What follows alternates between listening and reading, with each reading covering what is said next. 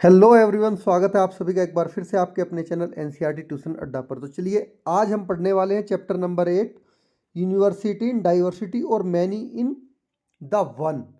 देखिए बच्चों, भारत की जो कल्चरल, लैंग्विस्टिक, ज्योग्राफिकल, सोशल और इकोनॉमिक जो डाइवर्सिटी है, ये सब इन सब चीज़ों में डाइवर्सिफाइड होने के बावजूद भी जो भारत है, उन ये सब मिलकर भारत को एक नेशन, एक राष्ट्र बनाते हैं। ठीक है, इसे ही क्या बोलते हैं? यूनिटी इन डाइवर्सिटी, मतलब विविधता में एकता। तो यही हमारा भारत है, इसी के बारे में हम पूरा इस चैप्टर में जानेंगे। ठीक है, चैप्टर में जो है लाइन बाय लाइन हम एक्सप्लेन करेंगे ही, तो जुड़े रहिए आप पूरी वीडियो में अंत तक हमारे साथ में। आपको फिर उसके बाद में क्वेश्चन आंसर हम कवर करेंगे नेक्स्ट वीडियो में। ठीक है, तो आपको सरल भाषा में समझाने के लिए मैं हूं आपके साथ।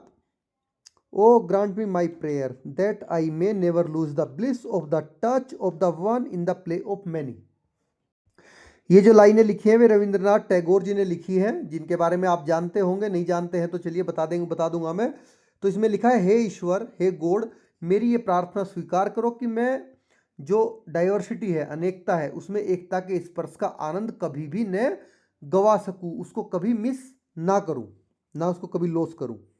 तो रविंद्रनाथ टैगोर हमारे भारत के सबसे पहले नोबलिस्ट हैं। ठीक है, जिनको साहित्य में नोबेल पुरस्कार मिला था और जिन्होंने बहुत सुंदर सुंदर रचनाएं लिखी हैं। तो चलिए आगे पढ़ते हैं। The principle of unity in diversity which has always been normal to India and its fulfilment the fundamental course of her being and its very nature in the many in one would place her on the sure foundation of her svabhava and स्वधर्म। तो देखिए ये लिखी है श्री अरबिंदो जी ने। ठीक है, तो जो विविधता में एकता का सिद्धांत है, ये सदैव ही भारत के लिए एक नेचुरल, बिल्कुल स्वाभाविक रहा है। ठीक है, और ये उसकी जो नेचर है, उसका जो खुद का अस्तित्व है, उस सब के लिए जरूरी है।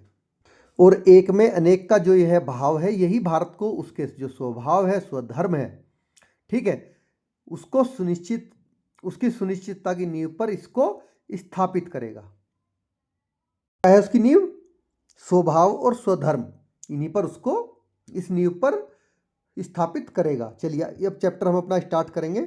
उससे पहले हम बिग क्वेश्चंस के बारे में एक बार जान लेते हैं बच्चों। इस चैप्टर में आप क्या क्या जान पाओगे? तो बिग क्वेश्चंस है, what is meant by unity in diversity in the Indian scenario. तो भारत का जो इंडियन सिनेरियो है, उसमें जो यूनिटी इन डाइवर्सिटी का क्या मतलब है, ये आप जान पाएंगे। And what aspect of India diversity are the most striking.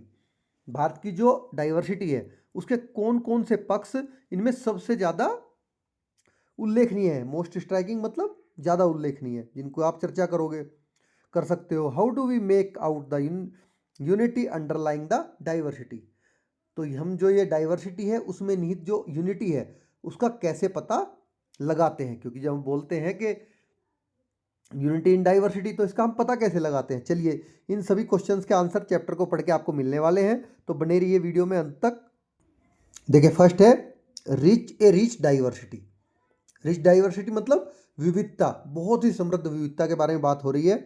If you travel through India by train, you will notice not only changing landscape but also many different type of dresses and food. You will hear different languages, familiar and unfamiliar, and see different script on the way. देखिए बच्चों, इस line में बताया गया आपको, अगर आप rail के द्वारा भारत की जर्नी करते हैं, तो आपको न केवल जो हमारा ज्योग्राफिकल चेंज है वही देखने को मिलेगा, बल्कि अलग अलग तरह के लोग कपड़े पहने मिलेंगे, अलग अलग तरह के खाने का आप अनुभव करोगे। और इसके अलावा जो आप जानते हैं या नहीं जानते हैं, ठीक है, इस तरह की बहुत सारी भाषाएं भी आप सुनेंगे और बहुत सारी लिपियों को आप देखेंगे, स्क्रिप्ट जिसको कहते हैं लिपि। चलिए आगे बढ़ते हैं। Even within your own region you will often come across people from other parts of India with different custom and tradition. देखिए बात यहीं पे ख़त्म हो जाती तो और बात थी, यहाँ तक कि आप अपना जो आपका लोकल रीजन है, उसमें भी भारत के अलग अलग भागों से आए अलग अलग रीति रिवाज और जो वहाँ के ट्रेडिशन है, ठीक है, अलग अलग कल्चर है, ट्रेडिशन है, ऐसे लोगों से आप मिलेंगे अपने रीजन में भी। ठीक है, बहुत सारे लोग ऐसे होंगे जिनके आपसे डिफरेंट कॉस्ट्यूम है, डिफरेंट उनके कल्चर है, डिफरेंट उनके ये ट्रेडिशंस है। तो this is India's rich diversity and it is usually the first thing that strike visitors to our country. तो यही भारत की जो सबसे ज़्यादा रिच डाइवर्सिटी है वो यही है, और जनरली यही वो पहली चीज़ है, ठीक है, जो किसी भी बाहर से आने वाला जो विजिटर है उसको स्ट्राइक करती है भारत में आने के लिए और भारत को देखने, भारत देखने के लिए और भारत के लोगों को समझने के लिए, ठीक है। जो यहाँ की डाइवर्सिटी है वही लोगों को अट्रैक्ट करती है। With over 1.4 billion inhabitants, about 18% of the world population, such diversity is not surprising. देखिए 1.4 अरब से भी ज़्यादा लोग यहाँ पर निवास करते हैं, इनहेबिटेंट मतलब भारत के रहने वाले हैं, और इस देश में जो रह रहे हैं 1.4 बिलियन, ये पूरे विश्व की जनसंख्या का लगभग कितना परसेंट है बच्चों? 18% है, ठीक है। तो इतने सारे लोगों में ये जो डाइवर्सिटी है वो कोई हमें आश्चर्यजनक नहीं है, वो स्वाभाविक होगी ही, सरप्राइजिंग नहीं है। In the late 20th century the anthropological survey of India, a national organisation conducted a massive survey called People of India project of 4,635 communities across all states of the country। देखिए बच्चों, जो anthropological survey of India है उन्होंने पूरे nation में, जो कि हमारी नेशनल ऑर्गेनाइजेशन है जो कि एक सर्वे कंडक्ट करती है पीपल ऑफ इंडिया प्रोजेक्ट के थ्रू, ठीक है, उन्होंने हमारी कंट्री की सभी स्टेट्स में 4,635 कम्युनिटीज फाइंड आउट की है। तो it conducted 325 languages using 25 script. It also observe that many Indians may be called migrant in the sense of people not living near there birth place और with their original community. देखिए बच्चों, एक होती है script, एक होती है language. पहले मैं आपको स्क्रिप्ट और लैंग्वेज बता देता हूँ। एक स्क्रिप्ट में, जिसको हम लिपि कहते हैं, कई सारी लैंग्वेजेज हो सकती हैं एक स्क्रिप्ट की, ठीक है, बट जो लैंग्वेज होती है वो अपनी तरह की एक ही होती है। तो कितनी है? 25 स्क्रिप्ट्स हैं इंडिया में, लिपियाँ हैं, और उनके अंतर्गत कितनी लैंग्वेज बोली जाती है? 325 लैंग्वेज। तो देखिए एक एक जो स्क्रिप्ट है उसके अंदर कितनी कितनी सारी लैंग्वेजेज लोग यहाँ के बोलते हैं, ठीक है। तो इट आल्सो ऑब्जर्व दैट, ये भी सर्वेक्षण में पाया गया है कि जो जन्म स्थान के आसपास या अपना जो उनका ओरिजिन कम्युनिटी है उसके साथ रहने के कारण बहुत सारे भारतीयों को क्या कहा जा सकता है? प्रवासी भी कहा जा सकता है, ठीक है। प्रवासी मतलब माइग्रेंट, के जो बाहर रहते हैं, क्योंकि वे लोग अपने जो उनका घर है, जो बर्थ प्लेस हो गया या उनका ओरिजिनल कम्युनिटी होगी, उसके पास नहीं रह रहे हैं, बाहर रह रहे हैं किसी कंट्री में, ठीक है। तो उनको क्या बोलते हैं? माइग्रेंट बोलते हैं। Now let us explore as a class activity, make list of 1 birth place of at least 5 classmate,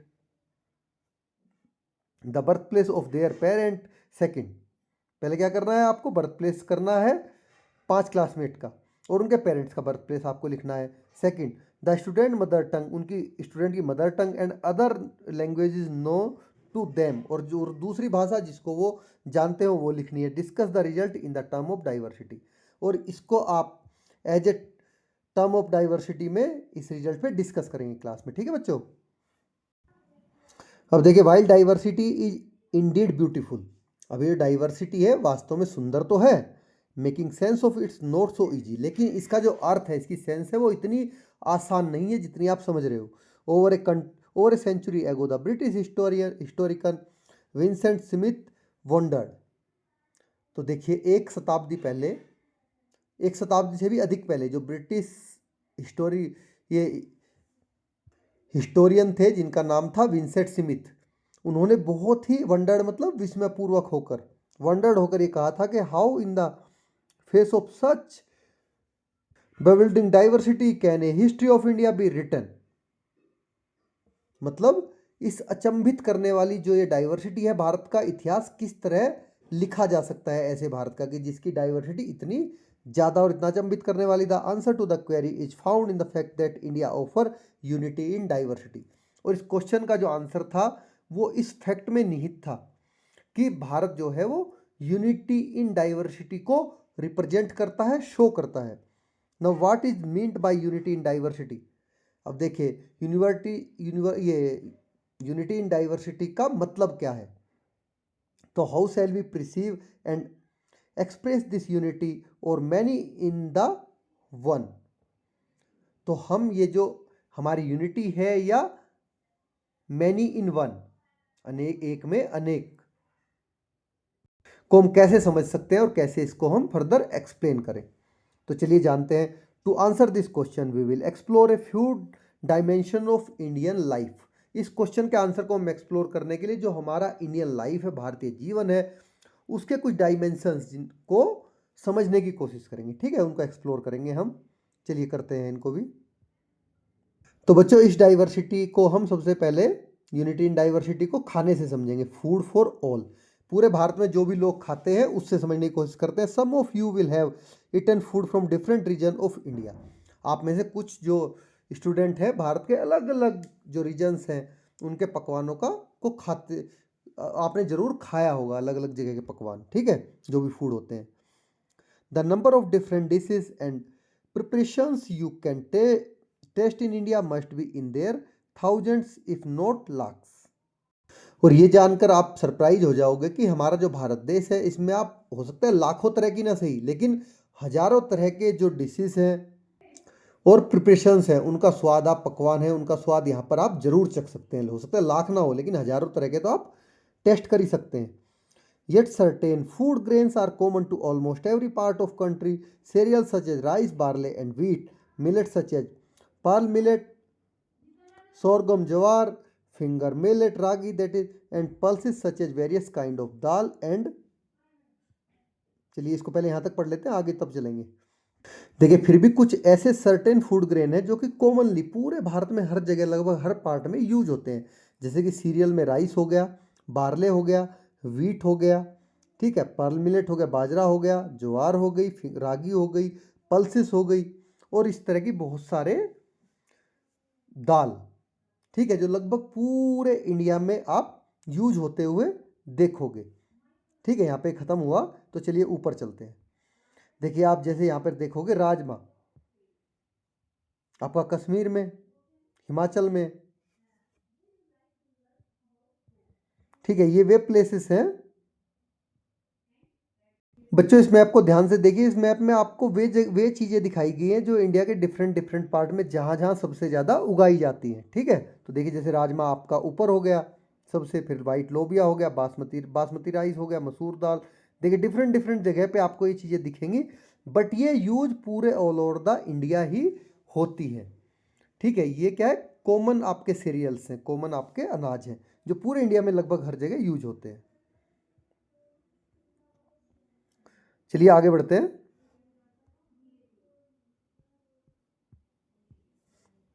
All these are called staple grains because they are the basic food for most Indians. इनको क्या बोलते हैं? ये सभी जो अधिकांश भारतीय लोग हैं उनका प्रमुख खाना है, इसलिए इनको मुख्य अनाज या फिर बेसिक फूड भी, मतलब स्टेपल ग्रेन्स भी कहा जाता है। ठीक है, तो similarly some common spices such as turmeric, cumin, cardamom and ginger are also use throughout the country. और इसके अलावा जैसे हल्दी हो गई, जीरा हो गया, इलायची हो गई आपकी, टर्मरिक, क्यूमिन, कार्डेमम, जिंजर हो गए, ये भी कुछ इस तरह के जनरल स्पाइसेस हैं, मसाले हैं जिनका यूज पूरे देश में होता है। ठीक है बच्चों, तो we could continue this list with some common vegetables, common oil etcetera. अब हम इस लिस्ट को कुछ और जो कॉमन वेजिटेबल्स हो गए, कॉमन ऑयल हो गए, इनके साथ आगे बढ़ा सकते हैं further. So we see how the same ingredients that is unity can be use in a number of combination diversity to prepare an endless variety of dishes. तो इस तरह से हम देखते हैं कि किस तरह एक तरह की कोई चीज से अलग अलग तरह की अनगिनत खाने की चीजें या पकवान बनाए जा सकते हैं। देखिए, चीज एक ही है, अनाज वही है कि एक ही तरह का अनाज पूरे इंडिया में यूज हो रहा है, बट उससे वहाँ हर जगह के लोग अलग अलग तरह का खाना बनाते हैं। उसको कोई मीठा करके खाता है, कोई चटपटा करके खाता है, कोई तीखा करके खाता है। ठीक है, तो चीज़ एक से ही अलग अलग तरह के डिफरेंट डिफरेंट अनाज बनाते हैं। तो let us explore as a class activity, make a list of ingredient, grain, spices etcetera that are use in your home. अभी आपकी क्लास एक्टिविटी है कि आपके घर में यूज किए जाने वाली जो भी फूड इंग्रेडिएंट्स हैं, जैसे ग्रेन हो गया, स्पाइसेस हो गई, इस तरह से उनकी आपको पूरी एक लिस्ट बनानी है। तो take any one the eatable and think of number of different think of the number of different dishes you can prepare with it. तो किसी भी एक जो वेजिटेबल है उसको आप ले लीजिए और उससे अलग अलग तरह के आप कितने तरह के खाने बना सकते हैं, उससे डिशेज प्रिपेयर कर सकते हैं, उसके बारे में सोचिए। एक ही चीज़ से आप कितनी अलग अलग डिशेज बना सकते हैं या आपके घर पे बनती है। ठीक है बच्चों, तो पहले तो देखा हमने फूड में यूनिटी इन डाइवर्सिटी। अब देखते हैं हम टेक्सटाइल और क्लोथिंग में कि जो हमारे कपड़े हैं जिनको हम पहनते हैं उनके बारे में जानते हैं। Even region and community in India has developed its own style of clothing and dresses. तो भारत के हर एक क्षेत्र के लोग जो हैं वो अपने जो क्लॉथ हैं, अपने कपड़े हैं, उनकी अपनी खुद की एक शैली उन्होंने डेवलप कर रखी है। ठीक है, खुद की एक स्टाइल उन्होंने बना रखी है। Yet we notice a commonality in some traditional Indian dresses irrespective of the material use. फिर भी हम कुछ जो हमारे ट्रेडिशनल इंडियन ड्रेसेस हैं उनमें कुछ ना कुछ हम एक यूनिटी समानता पाते हैं। ठीक है, भले ही उनमें से जो बने हुए हैं वो किसी भी दूसरे मटेरियल के क्यों ना बने हो।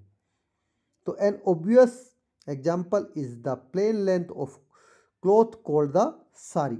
इसका एक एग्जाम्पल आप ले सकते हैं, जैसे कि भारत के बहुत सारे भागों में पहने जाने वाला क्या है, साड़ी है। ए टाइप ऑफ क्लोथिंग वोन in most part of India and made from different fabric, जो कि भारत के लगभग सभी क्षेत्रों में पहनी जाती है और अलग अलग तरह के फैब्रिक से वो हर जगह बनती है। मोस्टली कॉटन और सिल्क, जनरली कॉटन या सिल्क की बनती है। बट नवेडेज सिंथेटिक फाइबर टू, आज के दिनों में सिंथेटिक फाइबर के से भी बन रही है। तो बनारसी, कांजीवरम, पैठानी, पाटन पटोला, मुगा और Mysore are some of the famous type of silk sari. देखिए ये जो आपको जितने भी टाइप दिए गए हैं ये सिल्क साड़ी के, जिनमें कि आपका बनारसी हो गया, कांजीवरम हो गया, पैठानी हो गया, पाटन पटोला हो गया, मुगा और मैसूर हो गया, ये सारे सिल्क साड़ी के टाइप हैं अलग अलग। ठीक है बच्चों, जो कि सिल्क से बनाई जाती है।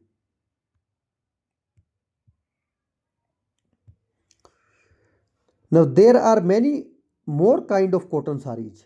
इसके अलावा भी बहुत सारी अलग अलग तरह की जो कॉटन की साड़ी है वो है। तो all together this unstitch piece of cloth come in 100 of varieties. तो अनस्टिच होता है बिना सिला हुआ कपड़ा। कुल मिलाकर इस बिना सिले हुए कपड़े, क्योंकि साड़ी तो बिना सिली हुई होती है, ठीक है, वो सीधा प्लेन कपड़ा होता है, इसके सैकड़ों प्रकार के रूप होते हैं, अलग से 100 ऑफ वेराइटीज है इसकी। ठीक है, now they are produce by different method of weaving and designing. जैसा कि आप यहाँ पर देख सकते हैं, ये देखिए इनकी जो बुनाई है और इनकी जो डिजाइनिंग है, वीविंग और डिजाइनिंग है, वो अलग अलग तरह के डिफरेंट मेथड से इनको तैयार किया जाता है। तो some designs are part of cloth while others are printed after the cloth is woven. कुछ डिजाइन खुद का क्लॉथ का पार्ट होते हैं, कुछ डिजाइन कपड़े को पहले वीविंग कर लेते हैं, उसके बाद में उनमें छापा जाता है। ठीक है, प्रिंटेड किया जाता है। तो finally there are endless variation in the colours which are produce from many kinds of pigments. तो देखिए अंततः लास्ट में आप कह सकते हो कि रंगों की ये जो पूरी डाइवर्सिटी होती है, अलग अलग तरह के रंग होते हैं जो कई प्रकार, तो रंगों में जो खुद की डाइवर्सिटी है वो भी कई तरह के अलग अलग रंगों से मिलकर बनाई जाती है। ठीक है, रंगों में भी खुद में डाइवर्सिटी होती है कि आप बहुत सारे रंग को अलग अलग उसमें मिक्स करोगे तो एक डिफरेंट टाइप का रंग और कलर आएगा, तो वो सबका अलग होता है। The sari has a long history. जो साड़ी है इसका एक बहुत लंबा इतिहास है, हिस्ट्री है। This stone relief page number 128 from Vaishali today in Bihar goes back a few century BCE। देखिए ऊपर के पेज पर चित्र जो आपका पिक्चर है 8.2 पेज नंबर 128 पे आपको दिखाई गई जो पिक्चर है उसको आप ध्यान से देखिए। ठीक है, ये कुछ सौ साल पहले जो वैशाली है, कुछ सौ साल BCE पहले, sorry, few centuries back from BCE before common era से कुछ सौ साल पहले वैशाली जो कि आज के बिहार में पड़ता है, पत्थर पर बनाई गई जो ये आकृति है उसमें साड़ी पहनी हुई स्त्री को दिखाया गया है तब भी। ठीक है, चलिए इसको देख लेते हैं एक बार और हम। देखिए, ये देखिए आपको साड़ी पहने हुए दिखाई गई है। ठीक है, ये आज से BC से भी हंड्रेड्स ऑफ ईयर्स पहले की है, जो कि बिहार के वैशाली से मिली है। तो चलिए लेट अस एक्सप्लोर, आइए पता लगाते हैं। Explain how the example of the sari reflect both unity and diversity. आपको ये लिखना है 100 से 150 वर्ड में कि साड़ी का एग्जाम्पल कैसे आपको यूनिटी और डाइवर्सिटी को शो करता है, रिप्रेजेंट करता है। ठीक है, इसको आपको बच्चों एक्सप्लेन करना है कैसे दोनों चीज़ को दिखाता है, यूनिटी को भी दिखाता है और डाइवर्सिटी को भी, साड़ी का एग्जाम्पल। तो डोंट मिस आउट। चलिए, For a very long time, India produced the finest cotton in the world, and Indian textile were exported as far as far away as Europe. तो बहुत लंबे समय तक भारत जो है पूरे वर्ल्ड में जो बहुत बारीक महीन सूत का महीन मतलब बारीक सूत बनता था, उसको उसका उत्पादन करता था, बहुत फाइनेस्ट कॉटन को प्रोड्यूस करता था। ठीक है, करता रहा, और उन कपड़ों का जो है वो यूरोप और बहुत दूर तक की जगहों पर एक्सपोर्ट करता रहा। One beautiful type of printed cotton called छीट because became so popular in 17th century Europe that the sale of some European dresses dropped sharply. तो देखिए, जो हमारी 17th century है उसमें एक सूती कपड़े पर छपा हुआ डिजाइन था छीट। ठीक है, यूरोप में ये इतना ज़्यादा लोगों ने पसंद किया कि इसके कारण जो यूरोप के खुद के वहाँ के कपड़े जो लोग पहनते थे उनकी कीमतों में बहुत बड़ी गिरावट आ गई, क्योंकि सबको यही चाहिए था। तो eventually to protect their own products, England and France decided to ban the import of chhint from India. देखिए, अपने खुद की जो उनके खुद के प्रोडक्ट्स थे उनको संरक्षण देने के लिए, ठीक है, उनको प्रोटेक्ट करने के लिए जो इंग्लैंड है और फ्रांस है उसको भारत से छीट का जो इंपोर्ट था उस पर उसको बैन करना पड़ा कि ठीक है, भारत से हम और छीट नहीं लेके आएंगे, जिससे कि हमारे यहाँ पर एडवर्स इफेक्ट पड़े हमारी इंडस्ट्री पे। तो रिलीफ होती है a design that stand out from the surface of a panel which may be stone, wood, ceramic or another material. तो रिलीफ क्या होती है? एक उकेरी गई कोई आकृति होती है, एक डिजाइन होता है जो कि किसी भी प्लेन सरफेस के ऊपर बनाया गया हो। ये पत्थर, लकड़ी या जो कि आपकी सेरामिक की कोई मूर्ति हो या फिर कोई दूसरा मटेरियल हो, उसकी बनी हो सकती है। तो चलिए, there are many ways of wearing the sari as they vary from one region to another, from one community to another. तो साड़ी को पहनने के बहुत सारे तरीके हैं, ये एक रीजन से दूसरे रीजन में और एक कम्युनिटी से दूसरी कम्युनिटी में डिफरेंट होते हैं। In fact new way of draping it are still being invented. तो रियल में, वास्तव में इसे बांधने व पहनने के नए नए तरीके अभी भी लोग खोज रहे हैं। But in the and it is single dress the sari. लेकिन लास्ट में है तो ये एक ही अल्टीमेट साड़ी ही है, एक ही ड्रेस है, बट इसको लोग बहुत अलग अलग तरीके से पहनते हैं और अभी भी नए नए तरीके खोजते रहते हैं। तो इन द पास्ट सेंचुरीज, देखिए बच्चों यहाँ पर आपको साड़ी दिखाई भी गई है, साड़ी का देखो कैसे कैसे लोगों ने यूज करते हैं लोग। In the past century several travellers to India marveled at its simplicity, economy and the diverse way in which it is worn। तो देखिए, जो बीती कई सारी सेंचुरीज हैं उनमें भारत में आने वाले बहुत अलग अलग जो डिफरेंट विदेशी यात्री थे, ट्रेवलर्स थे, वो यहाँ की इसकी सिंप्लिसिटी, भारत की इकोनॉमी और डाइवर्स वेज जो हैं इसके, उनको देखकर बहुत ज़्यादा मार्वल्ड होता है, अभिभूत होना, मार्वल्ड हुए हैं। ठीक है, in addition women often put the sari to many uses beyond that of a dress. और इसके अलावा जो महिलाएं हैं, लेडीज हैं, वोमेन है, वो साड़ी का एक केवल पहनने के रूप में ही नहीं बल्कि उसके और बहुत सारे यूज में उसको लेती रही है। The 6 picture in figure 8.4 above illustrate a few such creative uses. ऊपर की जो आपको पिक्चर दिखाई गई है उनमें देखिए साड़ी के डिफरेंट डिफरेंट टाइप्स के आपको 6 क्रिएटिव यूजेज दिखाए गए हैं। ठीक है बच्चों, देखिए ये रे कि कैसे कैसे उन्होंने, ये नीचे भी आपको 2 व्यूज दिख रहे हैं, ये देखिए अलग अलग तरह के व्यूज जिनमें साड़ी को अलग अलग तरीके से यूज किया है वुमेन ने, करती हैं। तो let us explore in the above picture, can you recognise what is sari has been use for. क्या आपको जो ऊपर दिखाए गए पिक्चर्स हैं उनको पहचान सकते हैं कि साड़ी का यूज कितने प्रकार से किया गया है। तो आर यू अवेयर ऑफ और can you imagine more use of the sari. क्या आप जो साड़ी है उसके और बहुत सारे उपयोगों से परिचित हैं, डिफरेंट यूजेस से, या क्या आप उसके दूसरे यूजेज की इमेजिन कर सकते हैं कि और क्या क्या साड़ी को यूज कर सकते हैं किस किस तरह से।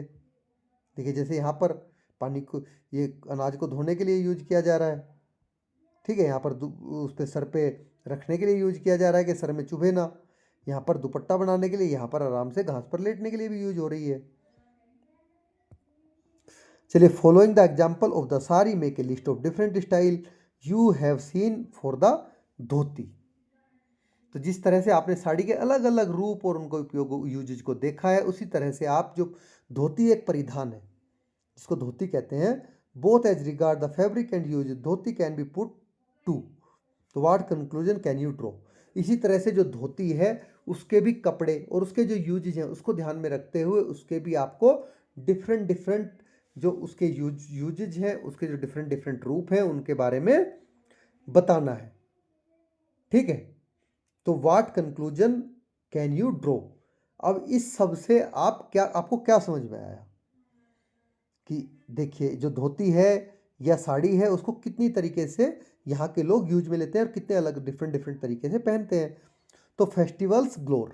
अब चलिए एक और चीज़ पहले हमने खाना देख लिया, पहनावा देख लिया, भारत में लोगों का कितना डिफरेंट, एक ही चीज़ है बट कितने अलग अलग तरीके से खाते हैं, पका के एक ही उसको खाने को, एक ही ग्रेन है उसी ग्रेन को अलग अलग कितने अलग अलग तरीके से कितने अलग अलग डिशेस बनाते हैं। कपड़ा एक ही है धोती साड़ी, बट उसको कितने डिफरेंट तरीके से पहनते हैं, कितने डिफरेंट तरीके से यूज करते हैं। अब फेस्टिवल्स ग्लोर, त्योहारों में जो ग्लोर मतलब विविधता है, ठीक है, उसके बारे में जानते हैं। There is an immense variety of festival in India. Bharat में जो फेस्टिवल्स हैं उनकी बहुत सारी डाइवर्सिटी है, वैरायटी है।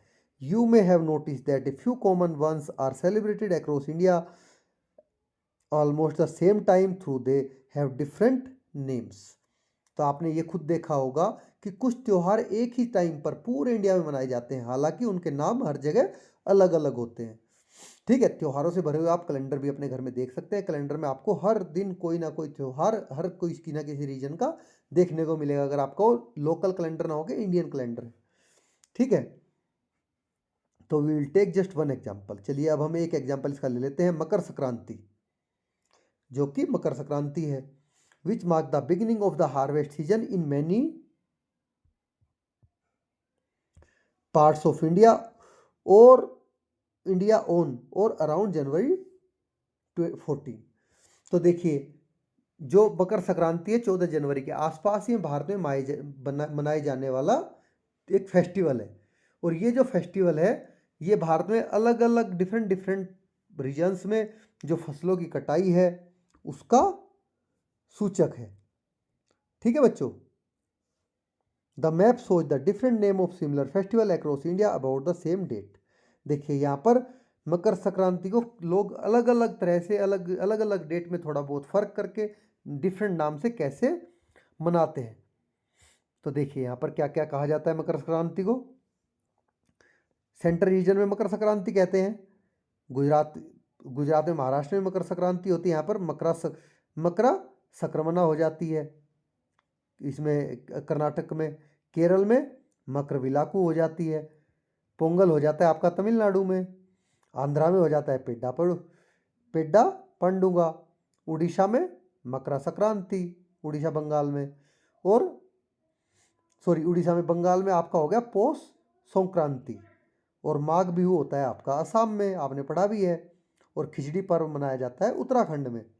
ठीक है, माघी लोहड़ी आपका पंजाब हिमाचल, और शिशुर संक्रांत मनाया जाता है आपका कश्मीर में, और उत्तरायण बोला जाता है इसको गुजरात में, गुजरात के कुछ पार्ट में। ठीक है बच्चों, ये आपका यहाँ, ये गुजरात नहीं, ये आपका महाराष्ट्र का पार्ट है। तो गुजरात में उत्तरायण बोला जाता है, क्योंकि इस समय में क्या होता है कि जो सन होता है वो उत्तरायण में प्रवेश कर जाता है। ठीक है, उसको आप पढ़ोगे तब आपको समझ में आएगा कि उत्तरायण होता क्या है, क्यों इसको उत्तरायण बोला जाता है।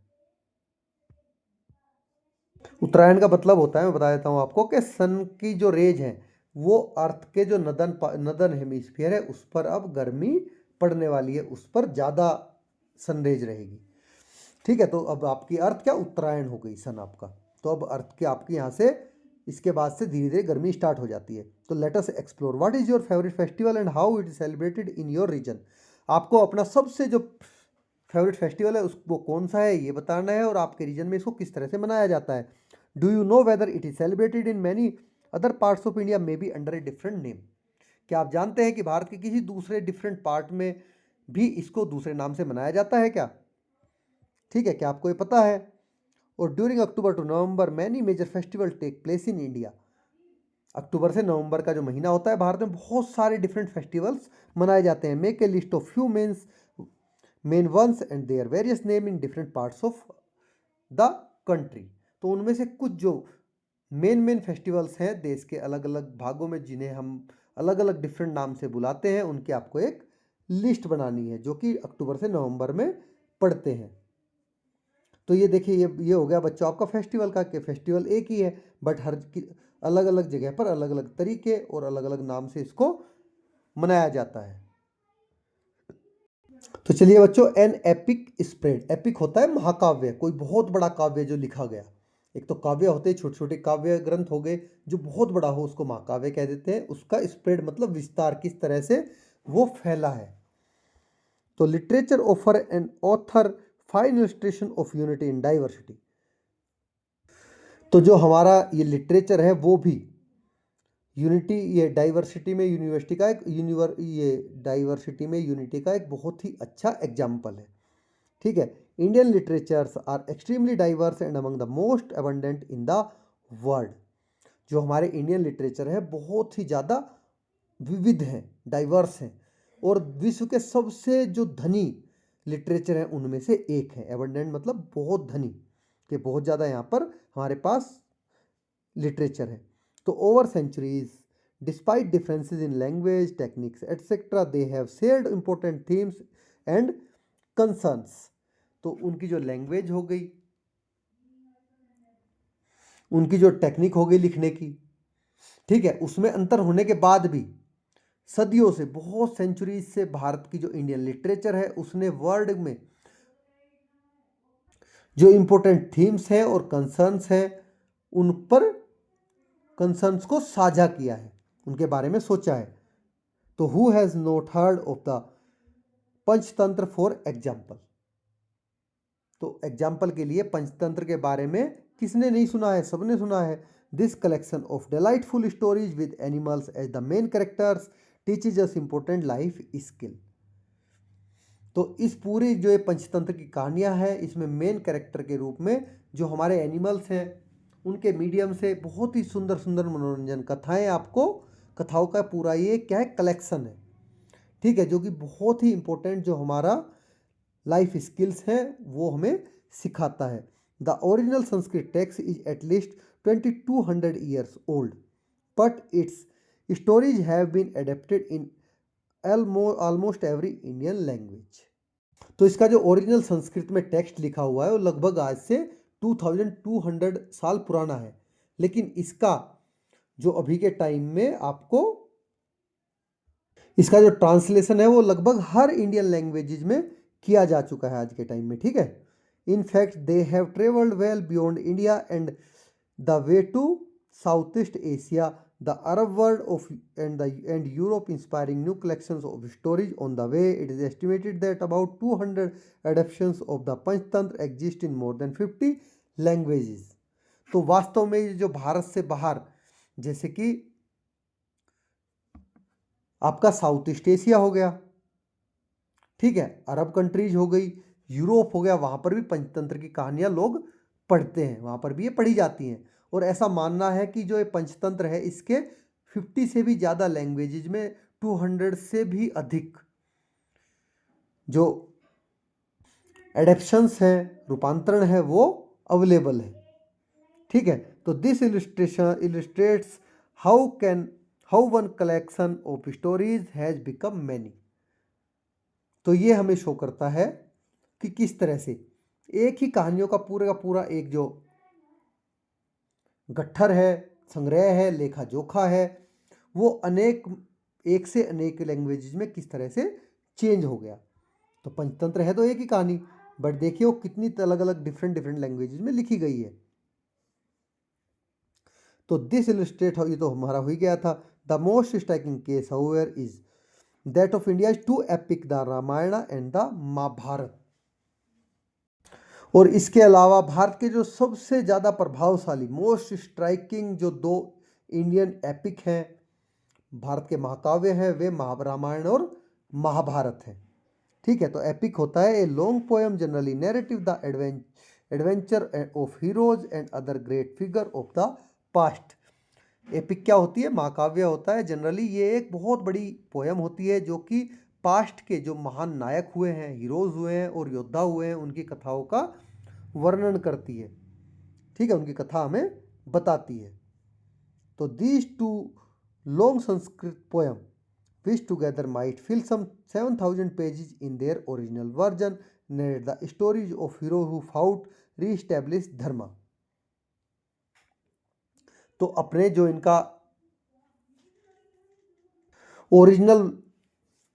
इनका ओरिजिनल वर्जन है उसमें 7,000 पेजेस में ये लिखे हुए हैं, दोनों के दोनों जो हमारे संस्कृत के एपिक हैं।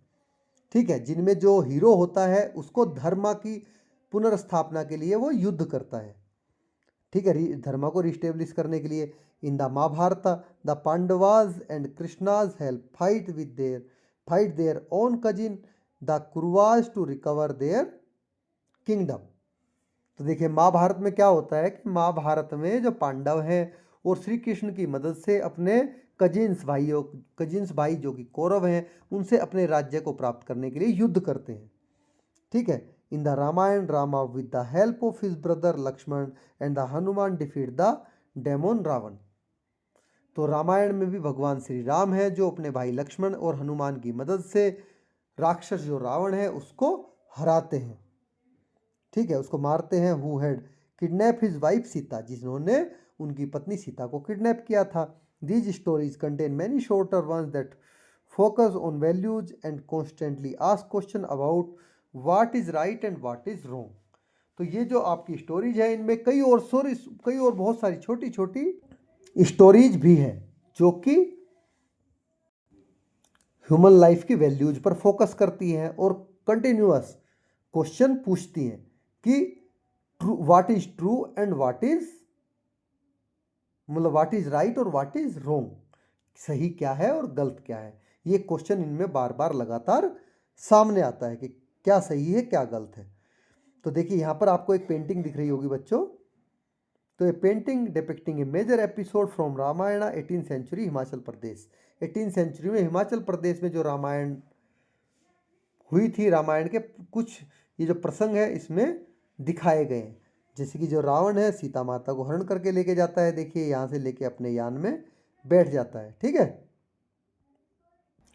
चलिए let's explore in a class discussion, try to identify the episode depicted in the painting shown in figure 8.6 और important detail associated with it. देखिए पेज नंबर 134 पर चित्र 8.6 में आपको जो भी दिखाया गया है पिक्चर, उसकी आप पहचान कीजिए, उससे संबंधित जो घटनाएं हैं उस पर क्लास में आप डिस्कशन करिए। ठीक है, ये रामायण का पार्ट है। For more than 2 millenniums, these two epic have been translated or adapted into regional literatures in India and beyond। तो 2 मिलेनियम से भी ज़्यादा का समय हो गया इन दोनों एपिक को भारत और भारत से बाहर इनका लगातार अलग अलग लैंग्वेज में ट्रांसलेशन और रीजनल लिटरेचर के रूप में लोगों को वहाँ पे रूपांतरण इनका होता रहा है। तो in addition there are countless folk version of them. तो इसके साथ ही इनके अनगिनत बहुत सारे फोक वर्जन्स भी हैं। A few years ago, a scholar conducted a survey in Tamil Nadu alone and conducted about 100 versions of Mahabharata that have come down to us in folklore forms. देखिए, कुछ साल के पहले एक जो स्कॉलर था, उन्होंने केवल तमिलनाडु में ओनली अपना खुद का एक सर्वे किया जिसमें कि फोकलोर फॉर्म्स के रूप में महाभारत के 100 से भी ज़्यादा रूप उसने पाए हैं। ठीक है, ओनली तमिलनाडु में महाभारत के मोर देन 100 वर्जन है। तो imagine what the number might be for the whole of India. अब आप इमेजिन करिए कि पूरे भारत में इसके कितने सारे वर्जन हो सकते हैं। ठीक है, इन एपिक के कि अगर तमिलनाडु की बात कर रहे हैं वहीं पे 100 मोर देन 100 है। तो in fact many communities have their own version of the Ramayana and the Mahabharata. तो वास्तव में आप कह सकते हो कि बहुत सारी जो कम्युनिटीज हैं उनमें रामायण और महाभारत के अपने अपने खुद के वर्जन भी हैं। तो they have also preserve legend connecting their own history with देज एपिक्स। उन्होंने इन जो ये जो एपिक है इनके साथ में अपने खुद की हिस्ट्री को जोड़ने वाली जो एपिक्स ये होती हैं, किंवदंतियां मतलब मुंह से कही सुनी बातें, उनको भी जोड़ उसमें रखा है, जोड़कर संरक्षित कर रखा है कि ठीक है आप खुद से जोड़ के उसको। तो this is especially true of tribal communities in many parts of India such as Bhil, the Gonds and the Mundas and many more. और जो भील, गोंड, मुंडा जैसे भारत के कई सारी बहुत सारी ये कम्युनिटीज हैं, ठीक है, ट्राइबल कम्युनिटीज हैं, इनके अगर बारे में बात की जाए तो विशेष रूप से ये सारी चीज़ें ट्रू हैं, सत्य हैं कि उन्होंने अपने खुद के वर्जन बना के खुद से रामायण महाभारत में अपनी जाति को जोड़ रखा है। तो the most tribe of India north east and Himalayan region including Kashmir have had their own version of one or the other of two epic or both. तो भारत का जो नॉर्थ ईस्ट एरिया है, ठीक है, और हिमालयन रीजन है जैसे जिसमें कश्मीर भी शामिल है, उसकी बहुत सारी जो ये ट्राइबल कम्युनिटीज हैं उनके पास या तो दोनों या फिर किसी एक की अपनी खुद की लोक कथाएं भी उपलब्ध है। तो उनके अपने खुद के वर्जन भी इसके अवेलेबल हैं, या तो एक के या दोनों के। These tribal adaptations are transmitted orally along with legends on how the heroes of Ramayana and the Mahabharata generally any or all of 5 Pandavas, their wife Draupadi, but also sometime their cousin and adversary Duryodhan visited the tribes' respective regions.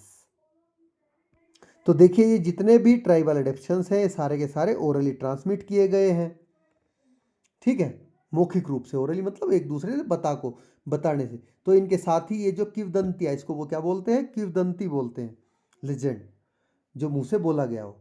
तो ये किंवदंतियों के रूप में भी प्रसारित हुई कि किस प्रकार जो रामायण है या महाभारत है उससे जुड़े हुए जो कैरेक्टर हैं सभी या कोई एक, जनरली जैसे कि पांडव हो गए, उनकी पत्नी द्रौपदी हो गई, कभी कभी जो उनका शत्रु है दुर्योधन या उसके कजिन भाई, ठीक है, उनकी जनजातियों से संबंधित क्षेत्रों में भी ये आए।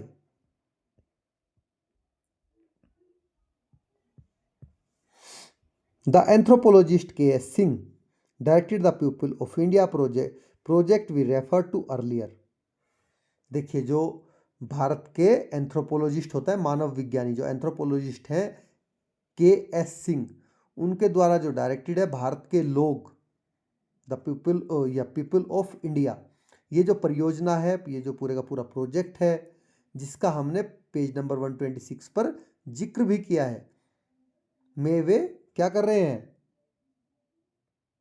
इन this case of the Mahabharata he observe there is hardly a place in the country which the epic heroes such as Pandavas did not visit according to folklores. तो उनके अनुसार, ठीक है, जो महाभारत है उसके बारे में जो विचार व्यक्त करते हुए कहते हैं कि जो ये फोकलोर्स हैं उनके अनुसार इस देश में शायद ही कोई ऐसी जगह हो जहाँ पर जो ये महानायक पांडव हैं वो ना गए हों। उन्होंने पूरे देश में इसके अनुसार वो गए हैं। तो एंड द सेम में बी सेड फॉर रामायण, और ऐसा ही रामायण के बारे में भी कहा जाता है। तो over the centuries perhaps more than any other text these two epic created a dense web of the cultural interactions across India and many parts of Asia. ठीक है, यही बात देखिए महाभारत के बारे में कही जा रही है कि वो पूरे भारत में गए जो पांडव थे, हर जगह। ठीक है, और जो रामायण थे वो उसमें भी यही कहा गया कि उन्होंने भी पूरे भारत की जर्नी करी जो भगवान श्री राम थे। तो सदियों से किसी भी अन्य जो कि लिटरेचर है उसकी अपेक्षा ये जो दो हमारे एपिक हैं, भारत और एशिया के अलग अलग भागों के बीच में एक सांस्कृतिक सूत्र के बहुत ही गहन तंत्र को इन्होंने डेवलप किया है।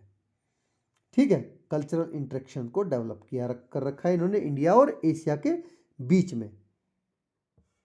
तो another example of unity in diversity, ये भी यूनिटी इन डाइवर्सिटी का एक और एग्जाम्पल है। ठीक है, कि है तो ये एपिक एक जगह कहीं लिखे गए होंगे, बट ये पूरे भारत में एक दूसरे से जुड़े हुए हैं। तो चलिए इसको भी अब हम देख लेते हैं, ये क्या लिखा है आपके यहाँ। द पंच पांडवार, एक curve stone in a forest of the Nilgiri, Tamil Nadu. ये क्या है? पंच पांडव तमिलनाडु के नीलगिरी के जंगलों में 5 पांडवों को दर्शाता एक पत्थर है।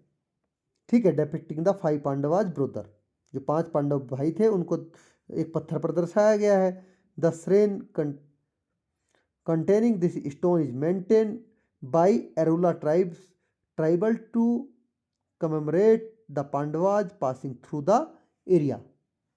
जो एरुला यहाँ की कम्युनिटी है उसके द्वारा, जो एरुला ट्राइबल है यहाँ का, उसके द्वारा मंदिर में इस पत्थर को बहुत ही सुरक्षित करके रखा गया है, जो इस बात को याद दिलाता है कि पांडव इस एरिया से भी गुजरे थे।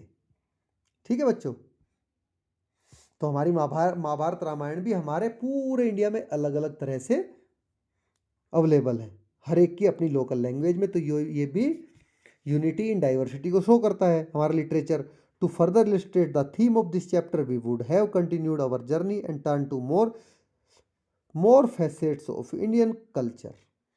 तो इस चैप्टर की जो पूरी हमारी थीम है उसको और ज़्यादा समझने के लिए हम अपनी जो जर्नी है उसको कंटिन्यू रख सकते हैं, और जो हमारी इंडियन कल्चर है और उसके बहुत सारे अलग अलग पहलुओं की ओर ध्यान दे सकते हैं। ठीक है, मोर फैसेट्स की ओर। For instance in India's classical arts including classical architecture both diversity and unity are easily noticeable. देखिए एग्जाम्पल के लिए जो इंडियन क्लासिकल आर्किटेक्चर है, ठीक है, उसमें डाइवर्सिटी और यूनिटी को आसानी से देखा जा सकता है। ठीक है, क्लासिकल आर्किटेक्चर में इंडिया के। तो you will study this field through the arts curricular area. आप इस फील्ड के बारे में जो आपका आर्ट करिकुलर एरिया है उसके दौरान आप इस फील्ड को पढ़ोगे। तो इन द एंड, अब लास्ट में, we should remember that Indian culture celebrate diversity as an enrichment but never lose sight of the underlying unity which nourishes that diversity।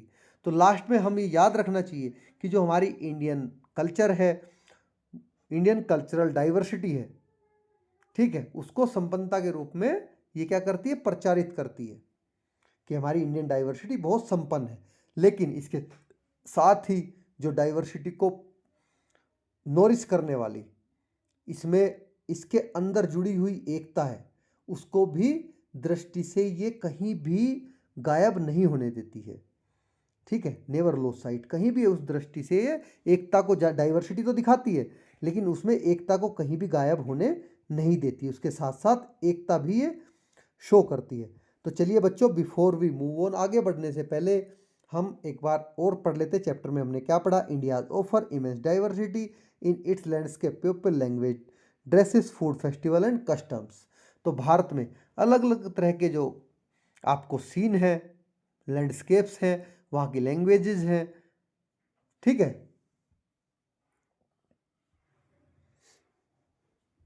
वहाँ की अलग अलग तरह की लैंग्वेजेस हो गई, मैंने जैसे बताया था, कल्चरल, लैंग्विस्टिक, ज्योग्राफिकल, सोशल और इकोनॉमिक डाइवर्सिटी के बावजूद भी कि क्या है, भारत मिलकर पूरा एक नेशन बनता है। ठीक है, चलिए, diversity is easy to perceive in many field but there is also an underlying unity. तो अलग अलग फील्ड्स में जो डाइवर्सिटी है वो दिखती हमें दिख रही होती है, लेकिन इसके अंदर हमें एकता भी दिखती है इसके साथ साथ। ठीक है, तो India's unity celebrate diversity because diversity does not divide it enrich. तो भारत अपनी जो यूनिटी है, ठीक है, उसको डाइवर्सिटी के साथ उसको सेलिब्रेट करता है, क्योंकि डाइवर्सिटी कभी किसी को डिवाइड नहीं करती है, बल्कि ये इनरिच करती है, समृद्ध बनाती है डाइवर्सिटी। ठीक है, डाइवर्सिटी से वहाँ की जो परंपरा है वो समृद्ध बनती है, ना कि वो उसको डिवाइड करे। तो ये पूरे का पूरा चैप्टर आपको बताता है कि भारत की जो डाइवर्सिटी है उसकी जो स्ट्रेंथ है, और यही भारत की डाइवर्सिटी है यही उसकी स्ट्रेंथ है, और यही डाइवर्सिटी उसे एक साथ जोड़ती है। ठीक है, तो हमें ये समझना बहुत ज़्यादा जरूरी है कि हमारी अनेकता में ही हमारी एकता की खासियत छिपी हुई है। ठीक है, our unity is somewhere in our diversity, present in our diversity. तो थैंक्स फॉर वॉचिंग बच्चों। आपको वीडियो कैसी लगी कमेंट बॉक्स में लिख के जरूर बताएं। अच्छी लगी तो लाइक करें, चैनल को सब्सक्राइब करें।